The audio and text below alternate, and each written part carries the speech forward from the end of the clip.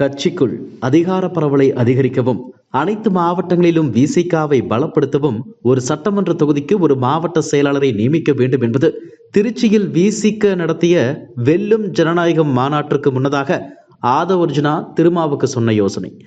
ஆதவை கட்சியை விட்டு நீக்கிவிட்டாலும் அவர் போட்டுக் கொடுத்த அந்த திட்டத்தை செயல்படுத்துவதில் இப்போது தீவிரமாக இறங்கி இருக்கிறார் திருமாவளவன். ஆட்சி அதிகாரத்தில் பங்கு, அதிக தொகுதிகளில் போட்டி என விசிக நிர்வாகிகள் திமுகவுக்கு தர்ம சங்கடத்தை ஏற்படுத்தி வரும் நிலையில் கட்சியை பலப்படுத்தும் வேலைகளில் தீவிரம் காட்ட தொடங்கியிருக்கிறார் விசிக தலைவர் திருமாவளவன். அதன் ஒரு பகுதிதான் ஒரு தொகுதிக்கு ஒரு மாவட்ட செயலாளரை நியமிக்கும் திட்டம். இதுகுறித்து பேசும் விசிக நிர்வாகிகள், கட்சியை அடுத்த லெவலுக்கு எடுத்து செல்லும் முயற்சிதான் தொகுதிக்கு ஒரு மாவட்ட செயலாளரை நியமிக்கும் திட்டம். 4 தொகுதிகளுக்கு ஒரு மாவட்ட செயலாளர் என இருந்தால் அவர்களால் கட்சியை பெரிய அளவில் வளர்த்தெடுக்க முடியாது. ஒரு தொகுதிக்கு ஒரு மாவட்ட செயலாளர் என்றால் அவர்கள் தங்களது பலத்தை கூட்டவாவது கட்சி வளர்ச்சியில் ஈடுபடுவார்கள். பொது பிரச்சனைகளில் தலையிட்டு கட்சிக்கு மக்கள் மத்தியில் அங்கீகாரம் சேர்ப்பார்கள். இது ஆதவ அர்ஜுனா சொன்ன யோசனை என்றாலும் அதை ஒதுக்கி தள்ளாமல் செயல்படுத்த முடிவெடுத்துள்ளார் திருமாவளவன்.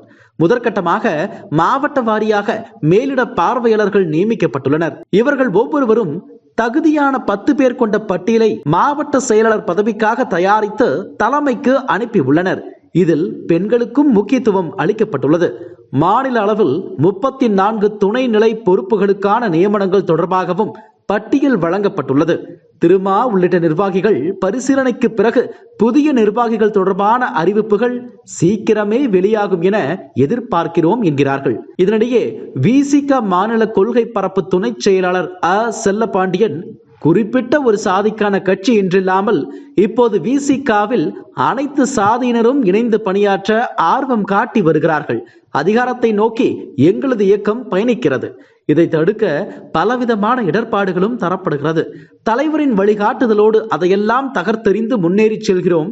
ஏற்கனவே சமூக நீதி, சமத்துவம், சாமானிய மக்களுக்கான இயக்கமாக தமிழக அரசியல் களத்தில் பயணிக்கும் எங்களுக்கு ஆட்சி அதிகார பகிர்வு கிடைக்கும் போது இன்னும் வலுப்பெறுவோம் என்கிறார் நம்பிக்கையுடன். என்ன நடக்கப் போகிறது என்பதை பொறுத்திருந்து பார்க்கலாம். இதுபோன்ற செய்திகளை மேலும் தெரிந்து கொள்ள எங்களது யூடியூப், ஃபேஸ்புக் மற்றும் ட்விட்டர் ஆப்களை சப்ஸ்கிரைப் செய்யவும்.